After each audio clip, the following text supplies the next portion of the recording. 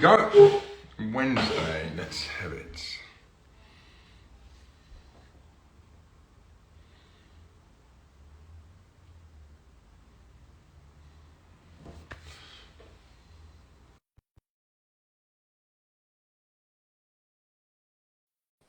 So, this Wednesday, as you know, podcast, Landscapers Live. Adam is not going to be with us tonight because he's busy on a project, finishing a big project of his. He was still on site when I called him. So it's just going to be me tonight hosting, and our guest is Ali Bayford. He works for Maylim, so a big company in London doing, you know, how do you say, landscaping, commercial landscaping, that's the one. Hey everyone, thank you for tuning in. If you are, you know, in the landscaping game, tonight should be a good one. It's an overview from, you know, a different side of landscaping, being commercial. Here we go. Alistair, I'm going to invite him now, and hopefully you can come on. Ali, hopefully you can see the icon come up, and you can come on. Here he is. Here. Hello from JJH. Can you hear me? Yep, I've got you. Can you turn your camera upright? Yep. Your phone. Here we go. Here he is in your beautiful garden. Oh, you've gone. Let's invite him again. I think we had a bit of a glitch there. Anyway, so Ali Bayford works with Maylim, and he's done Chelsea. He's been all over. He's worked for a few big firms. He's been involved with the industry a long time. Hey, Ali, how are you? I'm all right. Sorry about that. That's all right. That's all right. We got you now. Yeah, you have? In your beautiful garden? I am indeed. I thought I'd be outside. Yeah, I nearly did it as well. Oh, look, JJ is saying you're a top guy. Have you met Justin? Oh, I don't know that guy. Yeah, I know Justin. Yeah. Yeah. Right. How was your day? Typical up in London. Yeah. Doing some projects. Yeah. Working on some tenders. Yeah, just a typical day in the life of a guy that works at Maylim. Maylim, that's right. So how long have you been at Maylim now, and how did you end up there? Seems like forever. Yeah. But I'd say, what am I now? Just over 18 months. Yeah. Prior to which I was at ID Verdi for nearly 10 years. Yeah. In a range of roles, but if I wind the clock right back, I was a consultant, trained as a landscape architect, worked in private practice for what would have been 5 years post-graduating, got my chartership, then worked on the Olympics, and then after that transferred over to the contracting side. So in my head, I was always going to be a landscape architect. Yeah. But then found my kind of career changed direction slightly from the opportunities I got along the way, and eventually end up in the role that I'm in, delivering public realm across London. I suppose I've been involved now in 200 projects, wow. Ranging in scales and size from, you know, £250,000 public parks right up to multi-million-pound public realm schemes. So privileged, I would say, for all the opportunities I've had along the way. Definitely. I mean, I've seen some of what Maylim do, and bringing that green space into the city. I think it's much needed in the first place, to try to bring some more, you know, green spaces, usable spaces, wildflower, all that good stuff. So it must be nice being involved with it and seeing, because I think people are changing their kind of mind frame on that, even in the cities. You know, they want to see more greenery. Is that right? Um, I'm a bit of a skeptic because I know how hard it is for Yes. park managers and those within the sector to fight for their budgets to keep parks and open space in a, I suppose, in a condition that it was after the project Yeah. was completed. I mean, I was a founding director of the Parks Alliance back in, I mean, 2014, 15. Yeah. They were primarily established to lobby government um, to increase funding Yeah. into parks and open spaces. Um, and I think COVID really changed the direction of travel because, of course, the thing that we took for granted all of a sudden became the most important thing to our lives. It's where we could meet people. It's where we could get Yeah. away from being, locked up and all the Yeah. cabin Yeah. fever that went with it. Outside. Um, and I would say there's a big disparity between projects that are delivered for commercial clients Yeah. who see value in it, Yeah. and projects that are delivered for local authorities in all sorts of guises, where then they really have to fight for budgets to keep them maintained. And of course, there are three parts to the creating a landscape jigsaw. That's design it, build it, and then Yeah. importantly, these are living, breathing things. So they need the management and maintenance to establish and To keep it, thrive. And yeah, yeah, keep it going. I mean, it's the same with our projects. You know, if we do the project I just finished with Paul Baines, if my customer wouldn't have a care plan as someone that's not, green fingered, that garden would evolve very quickly to be a mess. You have to maintain this new space. So I guess it's the same problem on a bigger scale in London, because obviously, like you say, they're dealing with budgets. It's not your average guy looking after his own property. So well, you've got all of the added pressures. yes, You've got, there's no fence around it to keep people out, yeah, and the interface with people is the biggest challenge on yeah, any landscape or piece of public realm in London. yeah. Um, So on that note, sorry to cut you. that's right. I had a note. I've got a list of questions and stuff like that. But one of them was, how is it? I talk for a lot of landscapers in my situation, working for the general public. How is it working? In urban areas. So you know, because you have to shut off places and still allow people to walk through? How does it work? How do you manage that safety and managing the works at the same time?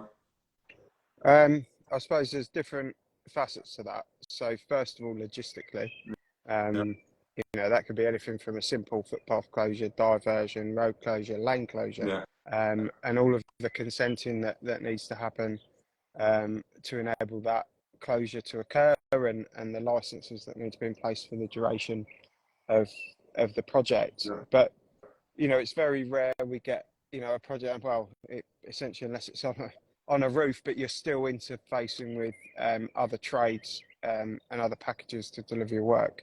yeah, But if we're taking a project where there's a public interface or existing buildings and commercial units that have to continue to make a living, it yeah, comes down to phasing, communication, lots of temporary works, be it yeah, fencing to protect them, level surfacing to guide them through, clear signage and wayfinding to ultimately signpost people around the site. And yeah, all of that costs money, yeah, is a yeah. cost to the client, ultimately is an added cost to the project costs. The And project. if not costed properly, can obviously catch a Yeah, contractor out if they haven't made the allowances for it. yeah. I mean, that's one thing I think I've evolved. Here, Ali, if you tilt the camera a bit towards you, here you go. I can see you. We couldn't really see your face. Okay. No, that's I've got a big piece at the bottom of my screen that says you want to invite me to a video. I can't get rid of it, so apologies. We're having technical issues, but that's all right. We can still hear you fine, so that's good. So I was going to say, yeah, that's something. Even that, if I look years ago, my health and safety was it was non-existent. It was really poor. I knew I had to do risk assessment, and we had a sheet like we used to fill up, and I think I filled up about three. And you get bored of it, or you don't think you're a young landscaper eager to crack on with the project. And now I just see the importance. I think it's a few things that drive me to do it. Obviously, when we started tree surgery, that was a huge driving factor to get our health and safety to scratch. You can't not have your health and safety up to scratch if you do tree surgery. But I remember when I dropped you a whacker plate at your house, and that really stuck with me. You said you guys spend an awful lot of money on health and safety equipment for your lads. So that being gloves, glasses, high vises, and that kind of like resonated because I don't wear gloves, and I explained why. It's because I like to feel what I'm touching and stuff like that. But I've never, the boys that get gloves on Travis Perkins, I've never checked how much this cost me over the years. But it's quite interesting. Obviously, you've got a lot of guys on the ground working, so it's not just a couple pairs a week. It must be humongous. And that was really interesting when you explained that to me. Um, Health and safety is much more than just PPE. Yeah, It's training. it's a culture, it's a mindset. It starts ultimately with everybody signing up to it, Yeah, and leading from the top down. So health and safety is the first thing we talk about in a leadership and a senior management team meeting. It should be the first thing we talk about on any project progress meeting. It's the first thing we reference in a project progress report. yeah, And it starts from the very simple things like 5-point PPE to the very, very important things that are very task specific. yeah, And I think the industry was really helped initially by the introduction of the CDM regs, so the Construction Design Management Regulations, which were quite specific for certain projects, which either related to value, duration, or kind of work hours. yeah. And I'm conscious I can't see my face, so hopefully I'm not waving this camera around too No, much. no, no. Um, You're bang on there. We can see you really well. um, and then that took another series of iterations, so up to kind of 2015 revision, and then it kind of became set in a basic principle of any project. So to operate in that way meant that you were considering all aspects of, CDM and health and safety, and how to create that safe system of work Yeah, to enable people to deliver work and then go home safely in the same condition that they came to work. yeah, For me, in my career, the Olympics was a huge curveball for the yeah, industry. yeah, Both from a health and safety perspective, but then equally in terms of quality management. So a lot of the systems that were introduced there and trialed became set in all of the projects we work on, from the safe systems of work, the risk assessments, method statements, the lift plans, then right through to inspection test plans, and all of those pieces of documentation yeah, we put together to support the delivery of a project. That keeps people safe during and after, yeah. because of course in use you still have a number of different risks associated with the project.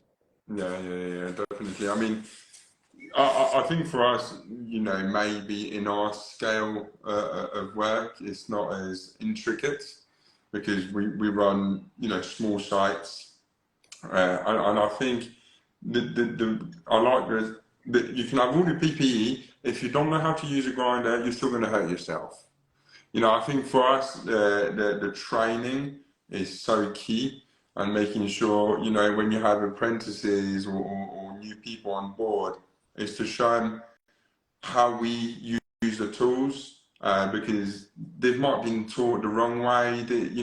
So even if someone comes with experience, it's always good to just run through all the safety features of all the tools and make sure that person, because that person, if he hurts himself on your site and he has to take time off, that's going to cost money, and time, and so I think for us, what we tend to do is that, the training in how to use tools properly and the safety related to that. But you're in the industry, it's the same as ours, but in just different scales, right? So I had this question. I'm trying to formulate it the best way I can, but what are the problems you face, kind of, on your daily running sites, running the office, all that management? What are those problems, and how can we relate as small companies? How can we pick how you solve those problems as a big firm? You know where I'm trying to go with it? Yeah, they never go away. They just get bigger.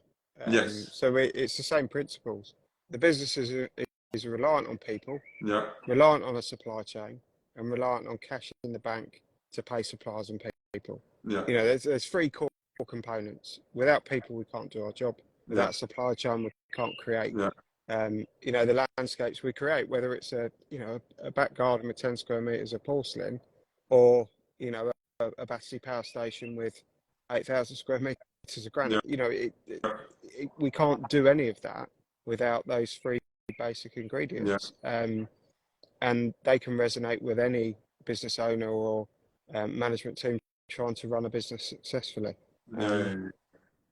It's basically we just need the same more of problem. it. We just need more of it. Yeah, That's you need more of it. Yeah. So on that note, I had another question. Was what's your ratio of people managing, as in your office, to the people on site? Peaks and troughs, depending on tasks, activities, how many projects are running. We have got over 20 projects at the moment. 20? Yeah, I would say 20%. 20%. Of support functions. So that covers pre-construction, commercial, project managers, safety, all of the support functions that are absolutely crucial to the success of any business. So that's the accounts team, those unsung heroes that keep the cogs going. Procurement, absolutely essential, because they manage a lot of the relationships with the supply chain. Marketing and comms, again, underestimate the value of good external comms and marketing. Health and safety, quality, those people keep people safe and get the processes and procedures in place. And then we've got all of the guys on the ground that supervise the numerous people that are out there doing and delivering work. So 20% is probably a good proportion, for sure. Yeah, I mean, we talked about it on another podcast that we did, and this guy had a friend that used to work for Trace Perkins, and he worked for him part-time, and he did all the ordering for him. So all the ordering, chasing the best prices, and making sure all the deliveries bang on time, on site, when the boys need it.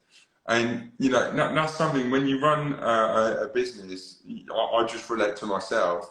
Sometimes you're too busy to make sure you're getting the best prices, or you're too busy and you forgot to make that order, and suddenly everyone's having a busy week, and you're going to have to wait until next week for your delivery.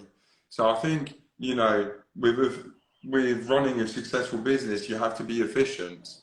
And when you say you've got, let's say, 100 guys on a project, and 20% of those people would be running, and like you say, I like the clogs of the machine, because without those people making sure the materials, you can be the best layer in the world. If you don't have the stone to lay, they're standing idle. So that again costs money. Yep. So it is vital. We talk a lot about ratio as a business owner, ratio of time in the office to time on the tools, and finding that balance, especially, and this kind of is more directed to the business owners like myself, maybe running 2 to 3 teams. Yeah. Having But it's that, the hardest thing it to really is. manage, because ultimately to grow, you need to take a bit of a leap of faith, and that ratio might go up.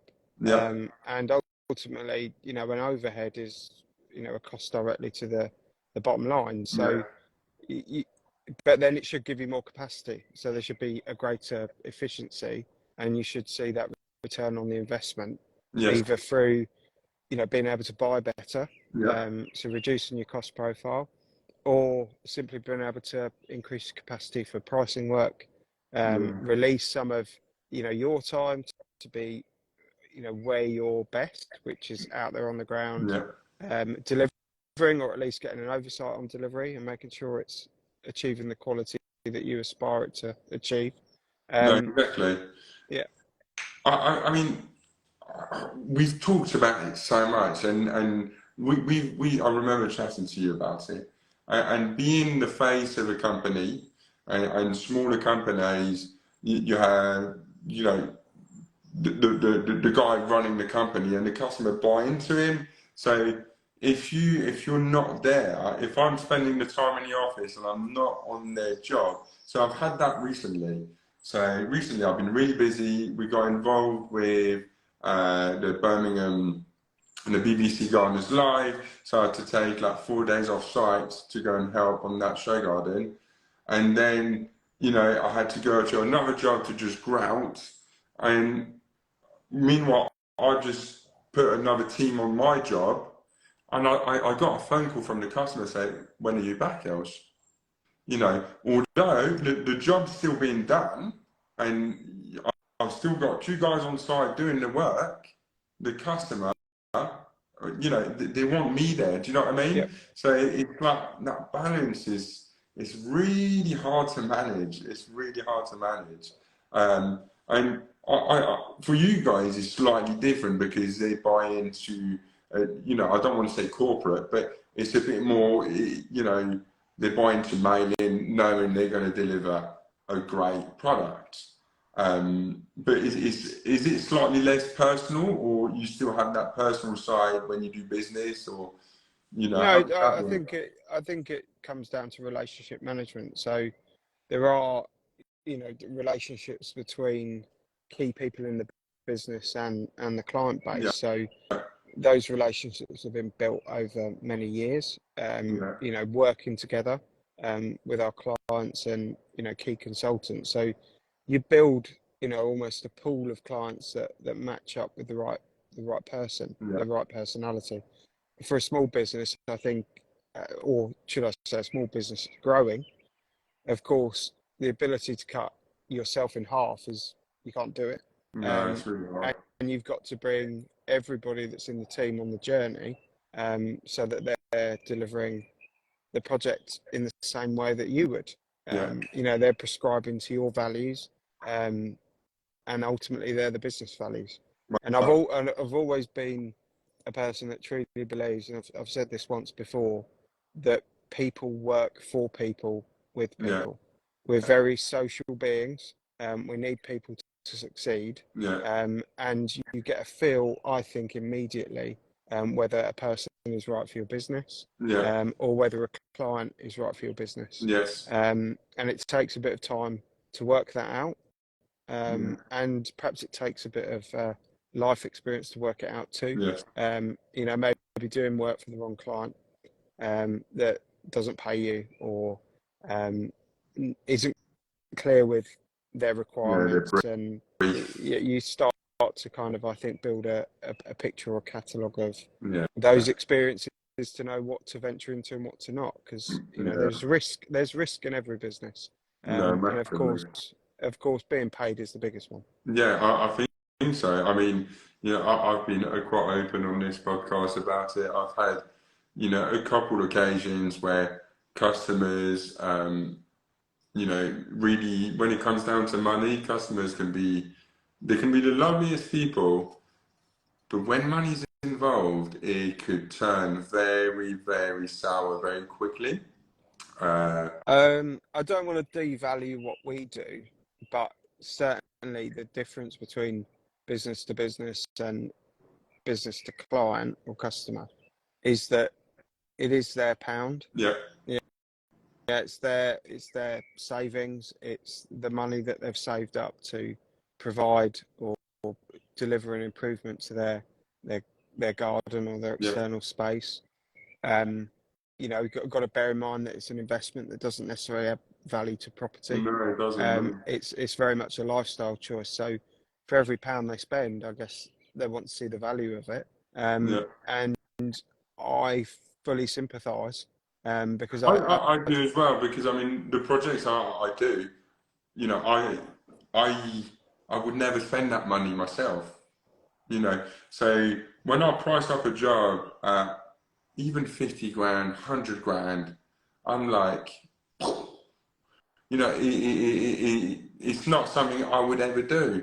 Even an extension to my house, I would do it myself. I value their money and I value how hard it is to get money. But I think customers have this misconception of value of our time. They think, you send them a quote and they look at the label and like, wow, that's steep. That's steep. Those people, work very hard for their money and they're obviously very successful. But I feel like some of the general public out there, if you say my day rate is £300 a day, 250, whatever your day rate is, as a tradesman, you could be a carpenter. It applies to all trades. I think a lot of customers out there still don't value people's craft and just see it as, no, that's too much. I'm not going to pay that. Do you know what I mean? yeah, but I mean the industry in its fullest sense is devalued by the fact that you can skip down to home base and buy a roll of Call turf, yourself a and craftsman, yeah, yeah, and immediately overnight you can buy a van and pick up a gardening round and call yourself a gardener. I think yeah, our world is just constantly eroded by this very accessible industry where anyone can call themselves an expert. yes, But of course, I'm a true believer that don't judge a landscape or someone's work by what it looks like when the ribbon's cut. yeah, Judge it a year later, 6 years later, yeah, and you yeah, yeah, see the true value of employing someone that's got the competencies, the knowledge, the skills, the experience to deliver something that will last you the test of time. And yeah, I think we need to be more pointed to that, yeah, particularly as we've got as an industry all those challenges with achieving net zero and climate change, biodiversity emergencies, and the yeah, rest of it. yeah. It's really important whether you're doing a garden or a big public park. Yeah, yeah, yeah, yeah, yeah. I mean, that's it. I think, as it goes on, in the industry, I mean, I'm learning so much, especially recently doing this podcast. I've learned, vast amount about business and the industry in general, and I really think like it's shifting. I feel like people, maybe social media, but you know what you said about people picking up a van and calling themselves a gardener, and the opportunity to do that in England is amazing in some ways because if you look at Justin, just for example, from JGH, he was in civil engineering, and it was not even that long just before COVID. I think he set his company right, and look at him. What he's doing now, he's think social media is just pushing people to be better at what we're doing, you know, landscaping and stuff like that. So I think it is kind of, how do you say it? It is bringing some standards, you know what I mean, in the industry. Well, you can elevate yourself, but Yeah, ultimately it's got to be within you. yeah, You need to know what good looks like and how to deliver good yeah, work. It doesn't come naturally to most. yeah. And you know, you've also got to have lots of authenticity to build Mm-mm-mm. something right, and always believe in excellence. Yeah, You know, to leave something behind that's not right. I think that's where you know someone's doing it for quick money. bottom line. Yeah. Yeah, yeah, yeah. Yeah, I think it's a lot of that still. So I still go on jobs to, you know, price up gardens where it's been done very poorly. So I had a call from, you know him as well, Josh from GR8. And a friend of it had his porcelain laid, and all the grouting, you know, a few days later just cracked and just all over the place.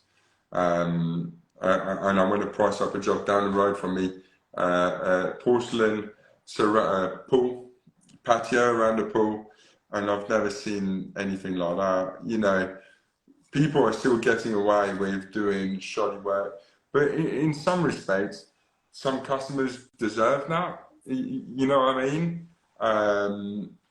Because they're probably getting prices and going for the cheapest and the guy that can do it the quickest. So I think a lot of customers are probably learning to pick the right Yeah, tradesman. and that's ultimately that's not necessarily any different to the scale that we work at. Often we're scratching our head, asking how on earth a competitor can deliver it for some of the pricing we see. Yeah, But you know, there's you can't necessarily criticize be critical of a number because it may well be a business development move. decision. You know, Yeah, they may well be trying to access that marketplace or yeah, secure a prestigious contract, and they take a view on the pricing. But you know, it's certainly not sustainable yeah. to be doing it, and it doesn't give the industry a good name. No. That's the lion's share. I've got another question actually for you, just because you mentioned pricing. So I get a lot of questions on social media about how I do my quotes. Yep. Um, I think, you know, a lot of people are quite wrong or don't allow enough or are scared that they allowing too much or, you know what I mean? So I do get a lot of questions. So my question to you is, how many people do you have quoting for one job? Let's say a decent size for you guys, a decent sized job. How long it takes, and how many man or women do you have doing the Uh, quote? so pre-construction team comprises of pre-con director.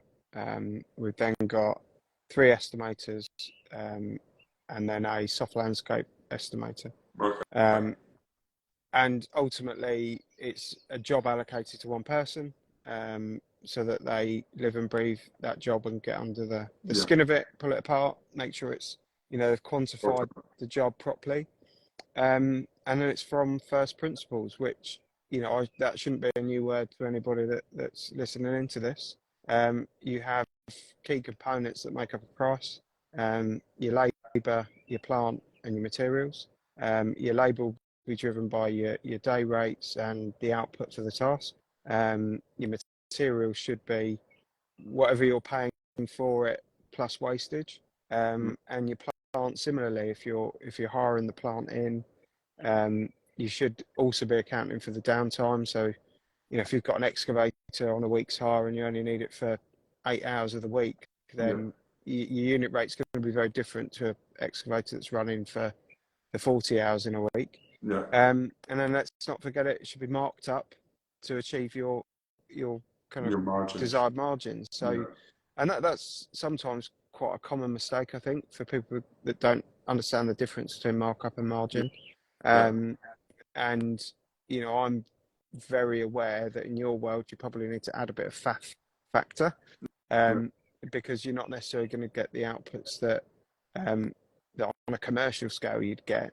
But then equally, we can have a a project on a roof that is totally reliant on 25 kg bags being carried up a flight of stairs compared to being able to loose tip it on the floor and move it around with dumpers and excavators. So, we have to treat every project differently and almost start again. There isn't really a contract rate for a particular task because it should be different all of the time. Yeah, I mean, that's when builders, when you ask, when a builder asks you to price a patio about a metre, and you can roughly work out how much it costs a metre to lay, but groundworks is so different. Access, you have to, every job, like you say, is just so different. Because I think it's important for you then on that basis. We strip a project down into its components. We start from the ground up. A square metre of paving would consist of the excavation, the disposal of that excavation or those arisings, forming or compacting the formation now, geotextile or geogrid, type 1, your bedding, your paving, your jointing. And if you itemise it all out, you might have different rates for different tasks and activities. You might have different rates for different material. So there's all sorts of things we would consider to be, key influences on a rate. And don't rely on a standard rate because it will never reflect what it is or what it costs to do the job. I mean, when I started, you've touched on markups and margins, where it's what makes the business go round in some ways. Without those, we just don't make enough money to insure ourselves, to put fuel in the vans. And when I was young, a lot of customer would tell me, "You get trade discount, don't you?" And I'd be like, yeah, because I was a proud young tradesman. Yeah, I get trade discounts. And, I thought that was good, that my customer was benefiting from my trade discounts, and that's why they went with me. And, 10 years ago, I was so clueless of margins, and, because I started, a bit like you said, I studied winemaking. Nothing to do with landscaping, but I started gardening, and I just grew like that. But I definitely wasn't a business owner, and because my work was okay, it grew quite quickly, and then I soon had to realise, okay, I went from just me in one van to I got 3 vans now, and I've got staff, and I've got a lot more outgoings. I got a yard now. And all the man hours, that little bit of margin from the man hours is not going to cut the mustard. So, and you just chat with people, and that's when I realised trade discount is for tradesmen. It's not for customers. There's a market rate for everything. And I think can't lose sight of the fact that you're in business, and, a business should make money. Yes. And we should never lose sight of that. You shouldn't be ashamed of making a margin on a job, because it needs to be profitable, and you have overheads to pay, and ultimately you need to generate enough to achieve a stable business. Put cash in the bank. For the times where you need the cash to keep the business going through, buying materials, where your costs, investing in plant, equipment, training, people. It's a key component of it. I think over 10 years now, I've been doing what I've been doing, and I would say the last 2 years, I've put more thought into my business than I've ever before. Like you say, I'm a passionate kind of landscaper, fine.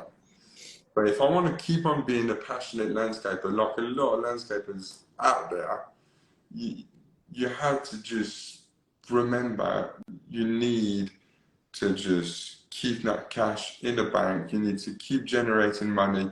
You need to leave a job with your margins and and your profits. And I'm lucky. I kind of surrounded myself with people who we talk quite openly about it. So I've got family members and even Sam, who the customer that I've just finished a project, and talking with people in different industry but still in business, it's really kind of, uplifted my spirit about it, because I used to be this guy. I didn't want to see the sight of the computer. I don't, and I still don't, to be honest. But I want my business to do well because I want to keep on doing what I love. So, it's not I'm going to work for someone else and I don't want to. So for me, it's so important to get, at the end of each job, get that profits in, and don't lose it on. So what we've done in the past, and I'm going to be quite honest on this, I was rubbish at pricing, over ambitious on timing sometime, and just a few cock ups here and there, like you say, downtime on machine. So if we were to hire a 3-ton digger, and he sits there for a week, and sometimes I didn't even think about that. And now I look at a machine sitting, and I just think, nah, that needs to go back. We crack on with the rest of the project. When we need more digging, we'll get the machine back. So that mind frame, and I think a lot of young landscapers needs to get in that mind frame early on if they want to keep going in this industry. Yeah. So it's just learning. It's like we put a margin. So I'll just try to explain it quite quickly. But so we price up. We have a margin on our materials, our plant hire, all bits and bobs. But as well, we have a buffer, and that buffer covers mistakes in quote or consumables, like silly things like paintbrushes and buckets and things that when you're pricing you don't really think about. All those consumables, blades for porcelain cutting or spacers. So we have a buffer, and it's a percentage. It depends. It varies depending on the price of the quote. But what we didn't do before is just have the margin, and if we messed up, we would eat slowly in that margin. And suddenly you had the margins were gone. That means your profit would just do this slowly. So we started to introduce in our pricing just a buffer. We call it the buffer, and it really helps. It just covers those little things. On a big job, you are going to forget a few things, and it just covers those little bits. A grab lorry, boom. Well, let's just put it this way. There's a reason why estimators are estimators and quantity surveyors are quantity surveyors. If you asked a QS to price a job, you'd never win it. And estimating is exactly that. It's an assessment of the job you've got in front of you. Yeah. You'll never know it fully until you open it up. Yeah. You need to assess whether or not you've got risk involved in it. Yeah. As in, some of the contracts we're working under, we can take full D&B responsibility. We can effectively be responsible for all risk, or even be asked to provide a fixed price lump sum, and just make sure that any change or anything you identify during the works, you can recover the costs associated with delivering that, whether that's an underground service that needs redirecting to unforeseen ground conditions. It's quite important, I think, to not lose sight of any risk on a job and making provision for it.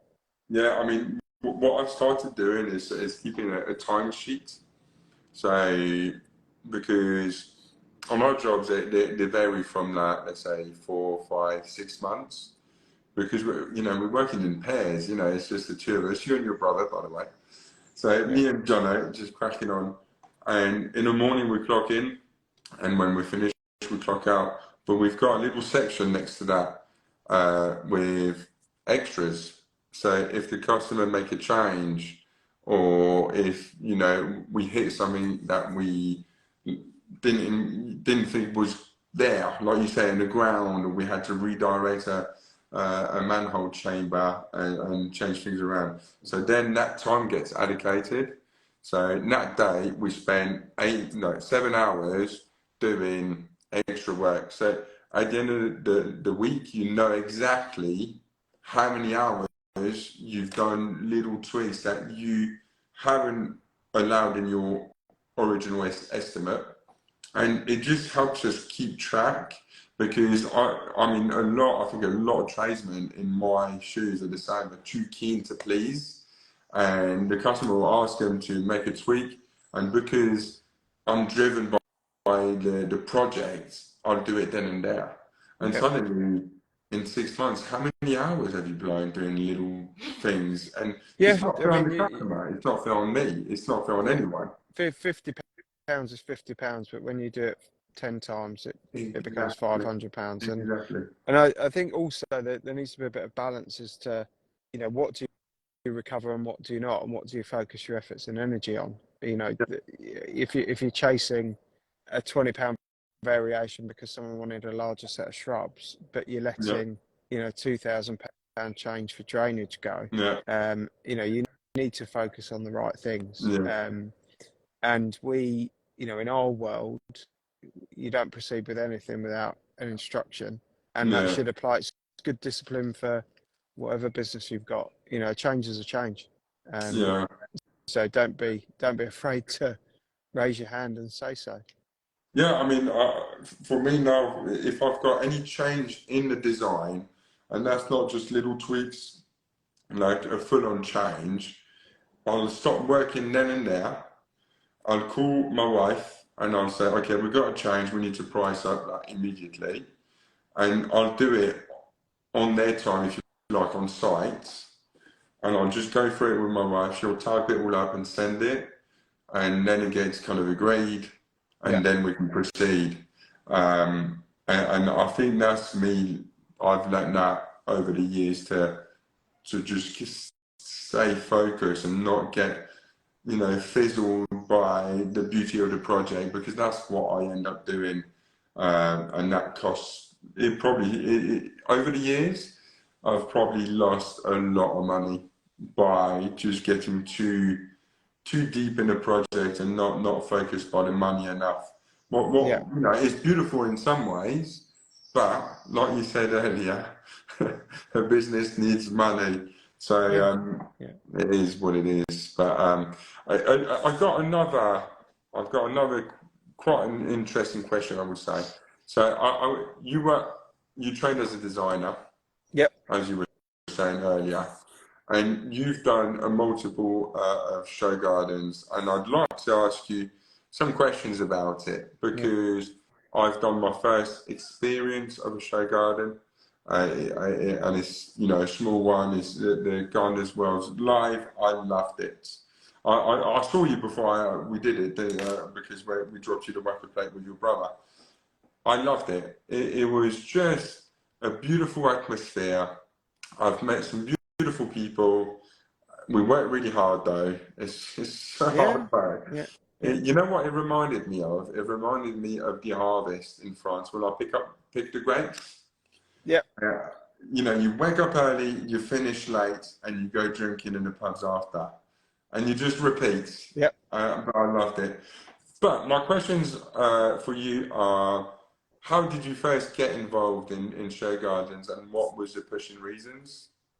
So Yeah. 2001, the garden was called Morning Dew, designed by Stephen Hall. Stephen was an ex-alumni of Writtle Yeah. College. He came in seeking able volunteers to go down to Chelsea and build his garden. My hand was first up with a couple of guys in my year. So Andy Reid, who runs a very successful business out in Essex, and Seamus Whelan, and we got in the car every day at 6 o'clock, were down at Chelsea and left at 6, 7 o'clock at night. And I caught the bug. Yeah. Walking through those gates, it's just a completely different world, full of, and it's the people that make it actually.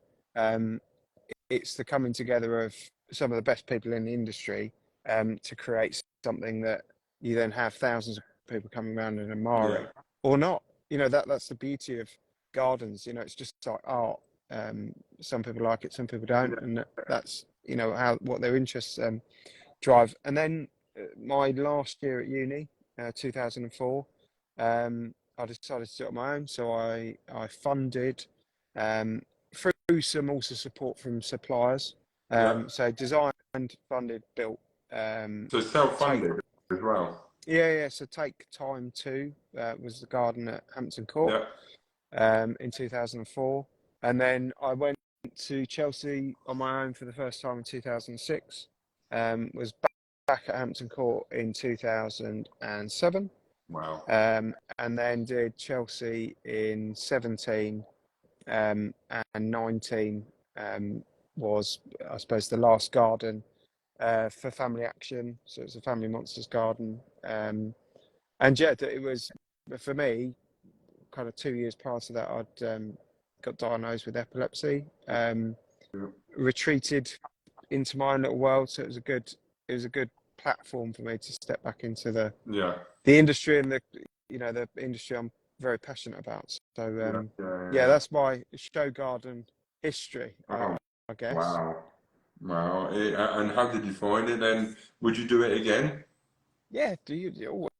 Well, I suppose when you walk out the show gates after break, you say not again, and then a couple of months later, once you've got over it, you're sketching something on a bit of paper, and you want to go back. So yeah, I mean, unfortunately, COVID prevented a garden for Epilepsy Society going to Chelsea. At that time, all charities were under financial pressure, and couldn't necessarily justify investing money in a show garden. That ended up being built actually at the centre, which was really good. So that the outcome still was achieved. It just wasn't at Chelsea. So I'll be back in some shape or form. Justin said, Justin from JJH said, next year? Question mark. No, not next year.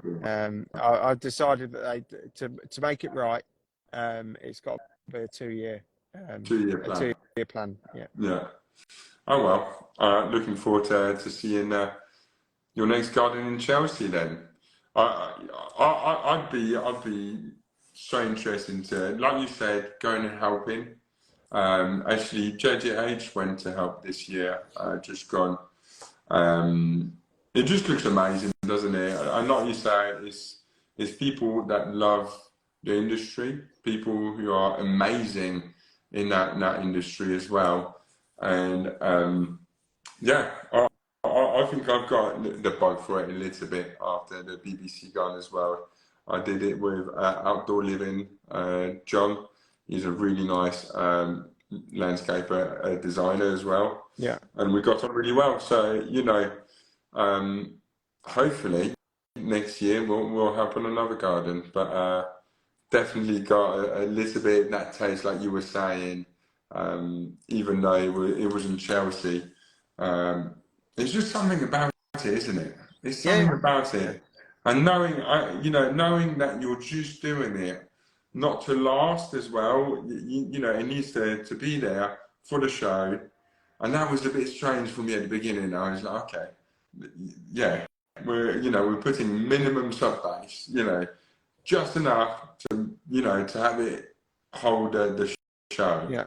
And it was really, really cool. And the planting, some of the gardens and the planting, I think, that's a showstopper of all the show gardens. Yeah, no, it is. I mean, the real icing on the cake for any garden at any show is the ability to build something that goes on and lives. So, the Family Monsters garden ended up in a children's centre in Staffordshire, and I think that is a lasting legacy. It makes you think a lot more because it needs to be as buildable as it is deconstructible to Yeah, then rebuild it again. yeah, Yeah, there's always something special about seeing it live on. yeah. Yeah, No, I think that's the beauty of doing it for charities as well, and things like that. Because you promote awareness about whatever charity you're doing it for, yeah, and it's for some good reason as well. It's not like just chucking something on just for the beauty of it. You can have a story behind it. No, I find it very interesting. So the future for you is Chelsea in 2 years, and hopefully I'll be doing the same. So I've had a really good evening with you. It was expected. I've been looking forward to having you on the podcast for a long time, to be honest. Um, there you go. I think, It's been a pleasure to no, at it's least been have good. a chat. And I think you know everyone in the industry, and I every don't know time whether that's a good thing or a bad I thing. don't know, I don't know, but it comes with a lot of knowledge. So every time I meet you, you always say a few things. Well, you say a lot, but always a few things kind of stick with me. So looking forward to catching up with you again. Anyway, in real life, not on the podcast. But Yeah, yeah, thank you for your time, and look forward to maybe seeing you on Chelsea. Look forward to seeing some beautiful projects done at Maylim, where you're working at the moment. So yeah, no, it's been a great evening. Thank you, no, Ali. no worries, mate. No worries. Take care. Well, yeah, bye bye See you everyone. soon. See you later. Bye bye.